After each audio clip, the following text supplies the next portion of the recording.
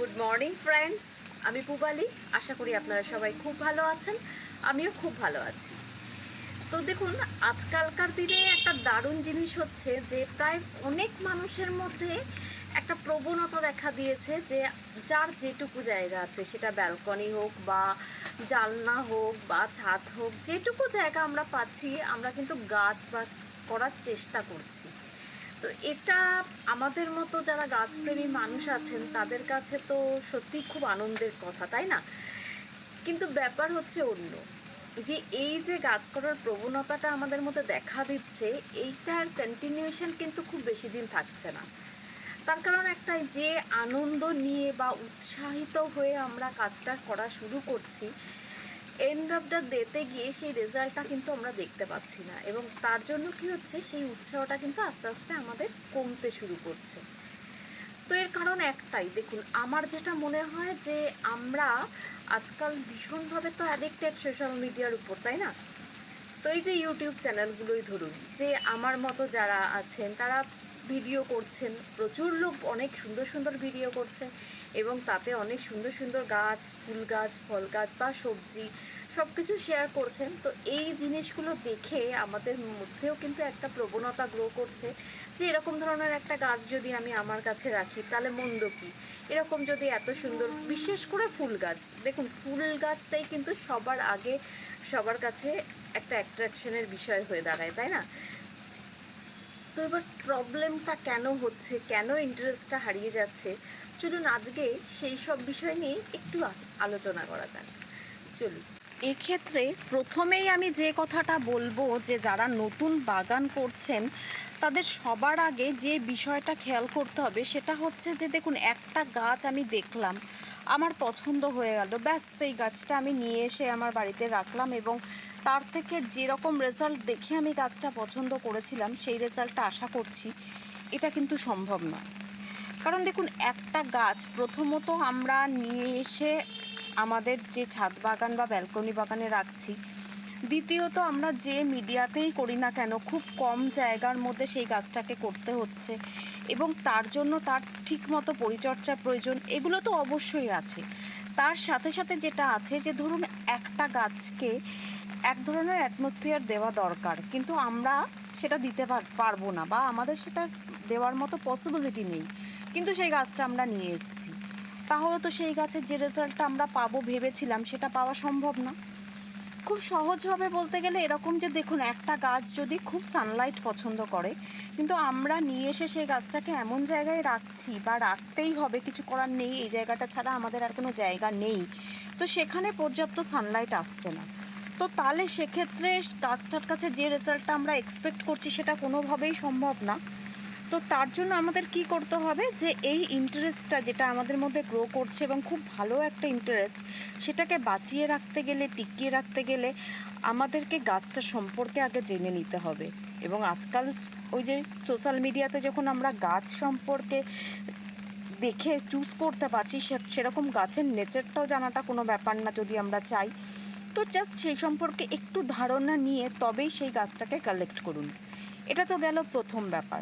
দ্বিতীয় হচ্ছে, দেখুন, যখন আমরা গাছটাকে নেব, সেটা যে নার্সারি থেকেই নিই না কেন, আজকাল নার্সারিতে কি হয়েছে, ছোট ছোট গাছে প্রচুর ফুল বা ফল ওরা নিয়ে আসছে, সেটা নানা রকম হরমোন স্প্রে করে নানা রকম উপায় ওরা করছে, কিন্তু সেই গাছটা যদি আমরা নিয়ে আসছি আমাদের বাড়িতে, আনার পর যখন আমরা সেই গাছটাকে রিপোর্ট করি বা সেই গাছটাকে রেখেই দিলাম কিছুদিন, কিন্তু তারপর দেখা যায় এন্ড অফ দ্য ডেতে গিয়ে সেই গাছটা কিন্তু আর রেজাল্ট দিচ্ছে না, মানে সেরকম ফুল গাছ হলে ফুল ফুটছে না, একবার যা ফুটেছিল সেটাই, বা ফল গাছের ক্ষেত্রে রিপোর্ট করার পরেই হয়তো ফলগুলো ঝরে গেল, তারপর আর নতুন করে ফল আসার কোনো লক্ষণ তার মধ্যে দেখা দিচ্ছে না।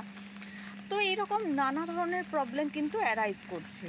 তো সেই কারণেই আমি বলবো যে যখনই গাছ কিনতে যাবেন, যে নার্সারি থেকেই কিনুন না কেন, গাছ কেনার সময় সবার আগে যে জিনিসটা আমাদের খেয়াল করতে হবে, যে গাছটা যেন একটু হেলদি হয়। খুব ভালো হয় যে একটা গাছে যেন কয়েকটা ব্রাঞ্চ আছে, এরকম দেখে একটা হেলদি গাছ কিনুন। ফুল ফল নাই থাকুক সেই গাছে, বরঞ্চ ফুল ফল না থাকলেই ভালো। আস্তে আস্তে পরিচর্যা করলে আপনার কাছে যেরকম ফুল ফল আপনি আশা করেছেন তার থেকে হয়তো অনেক বেশিই হবে। তো যাই হোক, এইভাবে গাছটাকে নির্বাচন করুন। এরপর যে ব্যাপারটাকে খেয়াল রাখতে হবে সেটা হলো, দেখুন গাছ তো আমরা নিয়ে আসলাম, এবার নিয়ে আসার সাথে সাথেই আমরা কি ভাবি যে চট করে এটাকে একটা বড় জায়গায়, কারণ যেখান থেকেই আমরা গাছ নিই না কেন, যে নার্সারি থেকেই, তারা খুব ছোট একটা জায়গায় খুব কম পরিমাণ মাটিতে কোনো ক্রমে একটা গ্রো ব্যাগে একটা গাছ রেডি করে আমাদের দিয়ে দেয়। এবার সেক্ষেত্রে আমাদের মনে হয় যে গাছটা নিয়ে এসে একটু বড় জায়গায় চটপট করে এটাকে রিপোর্ট করে ফেলি। না, এই কাজটাই করা যাবে না। ব্যাপারটা হলো, গাছটা আনার পরে আমাদের কিন্তু মিনিমাম 10-12 দিন ওয়েট করতে হবে, কারণ সেই গাছটা একটা অন্যরকম টেম্পারেচার, একটা অন্যরকম ওয়েদারে কিন্তু সে ছিল। তো সেখান থেকে আপনি যখন আপনার বাড়িতে নিয়ে এসছেন, সেই ওয়েদার, সেই যে অ্যাটমসফিয়ারগুলো, সেগুলোর সাথে তো তাকে মানিয়ে নেওয়ার একটা সময় দিতে হবে, কারণ সে সম্পূর্ণ একটা আলাদা ওয়েদারে সে আসলো। আর পরিচর্যা, দেখুন নার্সারিম্যানরা যেভাবে গাছকে পরিচর্যা করে, আমরা বাড়িতে নিয়ে এসে কখনোই সেভাবে পরিচর্যা করতে পারবো না, এটা পসিবল না। তো সেই জন্যই তাকে এই পরিবেশের সঙ্গে মানিয়ে নিতে একটু সময় দিন এবং 10-12 দিন তাকে একটা সেমি শেড এরিয়ায় রেখে দিন, তারপর সেটাকে রিপোর্ট করুন।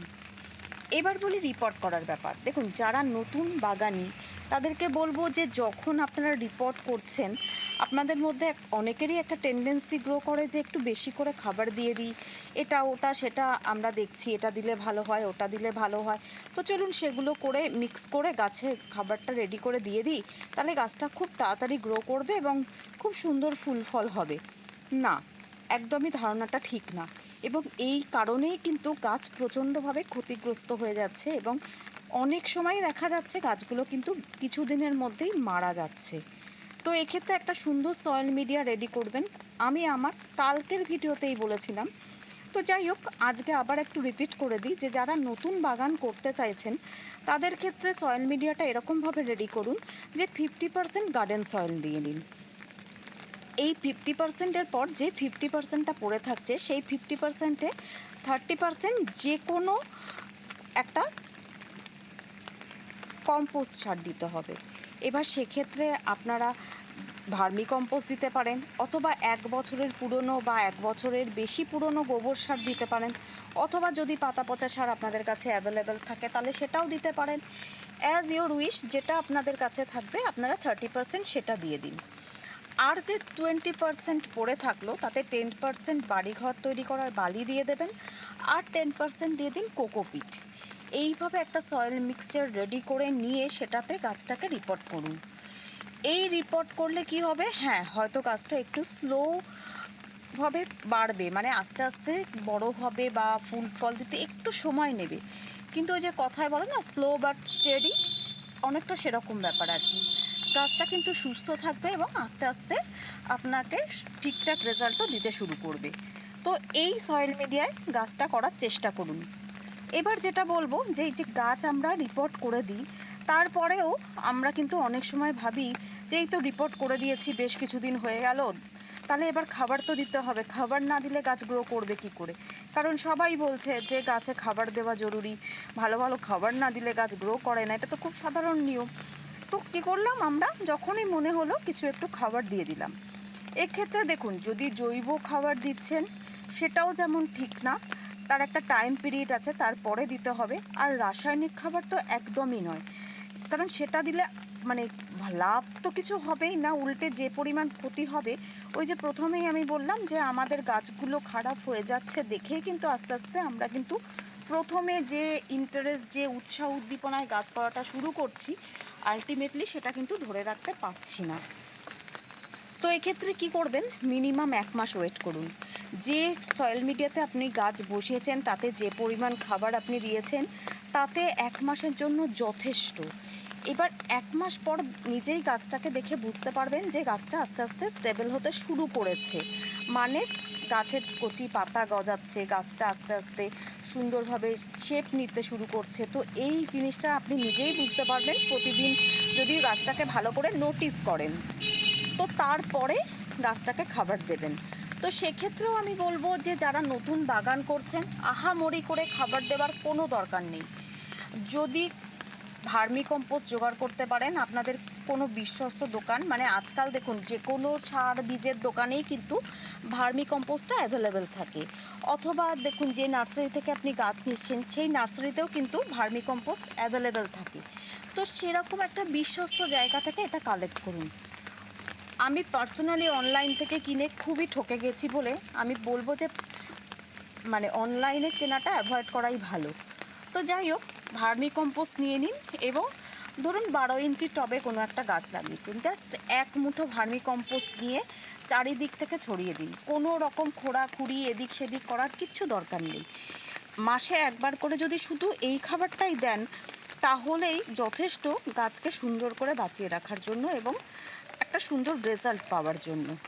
হ্যাঁ, এবার যদি আপনাদের মনে হলো যে না শুধু ভার্মি কম্পোস্ট দিলে কীরকম একটা লাগছে আর একটু খাবার না দিলে নয়, তো তাহলে সেক্ষেত্রে একটু শিংকুচি, একটু হাড় গুঁড়ো এগুলো মিক্স করে নিতে পারেন। তাছাড়া আজকাল বায়োপটাশ অ্যাভেলেবেল আছে দোকানে, অল্প একটু পরিমাণ বায়োপটাশ দিয়ে দিলেন। যদি বায়োপটাশ অ্যাভেলেবেল না থাকে তাহলে সেক্ষেত্রে কলার খোসা, পেঁয়াজের খোসা, আলুর খোসা বাড়িতে রেগুলারই হচ্ছে সবারই প্রায়, তো সেগুলো একটু ভালো করে শুকিয়ে ডাস্ট করে নিয়ে সেগুলো খাবার হিসেবে দিয়ে দিন।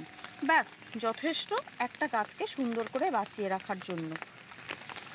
এবার বলি পোকামাকড়ের ব্যাপার। দেখুন, আমরা যখন নতুন বাগান শুরু করছি তো তখন আমাদের হাতে কিন্তু হাতে গোনা কিছু গাছপালা থাকে।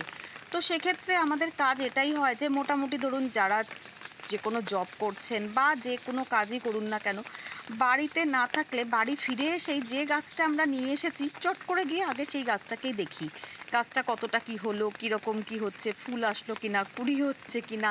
এটা কিন্তু খুব কমন সাইকোলজি। তো এই জন্যই বলবো যে এই কয়েকটা গাছের জন্য বারবার করে গাছে কীটনাশক দেওয়ার কোনো দরকার নেই। গাছটাকে ভালো করে দেখে নিন। যদি দেখছেন যে গাছে কোনো রকম প্রবলেম হচ্ছে, মিলিবাগ বা এই ধরনের জিনিস হচ্ছে, তখন সেক্ষেত্রে কীটনাশক ব্যবহার করুন। আর হ্যাঁ, তাও যদি মনে হয় যে না একটু কীটনাশক দিলে ভালো, সবাই তো বলে বারবার করে যে বাগানের গাছগুলোতে কীটনাশক দেওয়া উচিত, তাহলে সেক্ষেত্রে নিম তেল ব্যবহার করুন, একদম জৈব কীটনাশক এবং নিশ্চিন্তে ব্যবহার করতে পারবেন। 1 লিটার জলে 2 ml নিয়ে নেবেন আর তার সাথে দোকানে বলবেন স্টিকার বলতে। স্টিকার একটা আঠা জাতীয় জিনিস, যাতে এই কীটনাশক বা এরকম ধরনের জিনিসের সাথে যদি মিক্স করে নেন তাহলে সেটা অনেকক্ষণ গাছে স্টে করে। তো সেই স্টিকার 10 ফোঁটা দিয়ে দেবেন। ব্যাস, এটা মিক্স করে গাছে ভালো করে স্প্রে করে দিন। মাসে একবার করে এটা করলেই যথেষ্ট পোকামাকড়ের হাত থেকে গাছকে রক্ষা করার জন্য। এবার বলি ছত্রাকনাশকের ব্যাপার। দেখুন, ছত্রাকনাশক বা ফাঙ্গিসাইডও আমাদের গাছে কম বেশি দিতেই হয়, কিন্তু ওই যে প্রথম আমরা বাগান করছি বলে একদম হাতে গোনা কয়েকটা গাছ থাকে, তো সেই জন্য রেগুলার বেসিসে এগুলো ইউজ করার কোনো রকম দরকার নেই। দেখবেন যে গাছটাকে যদি খুব প্রবলেম হয় তাহলে যেদিনে আপনারা কীটনাশকটা দিলেন সেই কীটনাশক দেওয়ার একদিন গ্যাপ দিন, দিয়ে তারপর যে কোনো একটা ছত্রাকনাশক ইউজ করুন। তো সেক্ষেত্রে আমি বলবো যে সাফ বলে যে ছত্রাকনাশকটা আছে ওটা ইউজ করুন।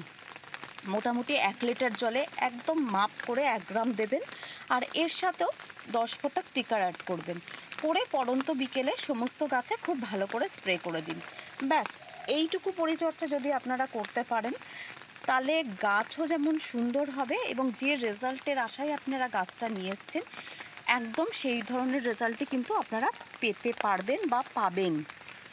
সবশেষে আরেকটা কথা বলি যে দেখুন, আমরা অনেক সময় যারা ছাদ বাগান, ব্যালকনি বাগান করছি তারা সময়ের তাদের কাছে খুব অভাব হয়, যে সব সময় হয়তো বাড়িতে থাকা সম্ভব না, এবং যখন বাড়ি আসছি তখন এতটাই টায়ার্ড থাকছি যে গাছের পেছনে সেইভাবে যত্ন করার এনার্জিটাই চলে যাচ্ছে। তো যতই চলে যাক না কেন, যেদিন আপনার মনে হবে যে আজকে আপনি গাছে কীটনাশক দেবেন সেদিন শুধুমাত্র কীটনাশকটাই ব্যবহার করুন। এরকম কখনো করবেন না যে কীটনাশক আর ছত্রাকনাশক একসাথে মিক্স করে একটু দিয়ে দিই, কারণ অনেকেই তো বলছে যে এরকম দিলে কোনো প্রবলেম নেই। না, আমি বারবারই বারণ করব যে কখনোই দুটো জিনিস এক করে দেবেন না। একটু কষ্ট হলেও মিনিমাম 1 দিনের গ্যাপ দিন, ম্যাক্সিমাম 2-3 দিন দেওয়াই যায়, কোনো প্রবলেম নেই। গ্যাপ দিয়ে তারপর এটাকে আলাদা আলাদাভাবে ব্যবহার করুন, ঠিক যেভাবে আমি বললাম। দেখুন, একটা ব্যাপার কী জানেন তো, যে আমাদের একটা ধারণা আছে যে যে চ্যানেলগুলোতে অনেক বেশি সাবস্ক্রাইবার আছে, ভিউজ বেশি হচ্ছে, সেই চ্যানেলে যে কথাগুলো বলছে তারাই ঠিক আছে। আর যারা ছোট চ্যানেল করেছে, সবে তারা উঠছে, তাদের মধ্যে সেরকম ধ্যান ধারণা থাকার বা অভিজ্ঞতা না থাকাটাই স্বাভাবিক। এই ধারণাটা কিন্তু সম্পূর্ণ ভুল। হ্যাঁ, হতে পারে আমার চ্যানেলটা ছোট, কিন্তু তা সত্ত্বেও আমি বলছি যে এই ধারণাগুলো খুব ভুল। কারণ আমরা যারা ছোট চ্যানেলকে একটা জায়গায় গ্রো করাবার চেষ্টা করছি, তারা কিন্তু দোস্তুর মতো যে কথাগুলো বলছি সেগুলো নিজেদের বাগানে অ্যাপ্লাই করছি, তার রেজাল্ট দেখতে পাচ্ছি, এবং তারপরেই সেই অভিজ্ঞতাটাই কিন্তু আপনাদের সাথে আমরা শেয়ার করি। তো যদি প্রয়োজন মনে হয়, যদি মনে করেন যে এটা খুব ইম্পর্ট্যান্ট ব্যাপার, তাহলে সারাদিনে 10-15 মিনিট একটা ভিডিওর পেছনে দেওয়াই যায়। তো যাই হোক, আশা করব এই ভিডিওটা আপনাদের ভালো লাগবে। তো আজকের মতো এখানেই ভিডিওটা শেষ করি। যদি আপনাদের ভালো লেগে থাকে তাহলে অনেক অনেক ভালোবাসা দেবেন, দিয়ে আমার পাশে থাকবেন, আর একটু লাইক আর শেয়ার কিন্তু অবশ্যই করে দেবেন।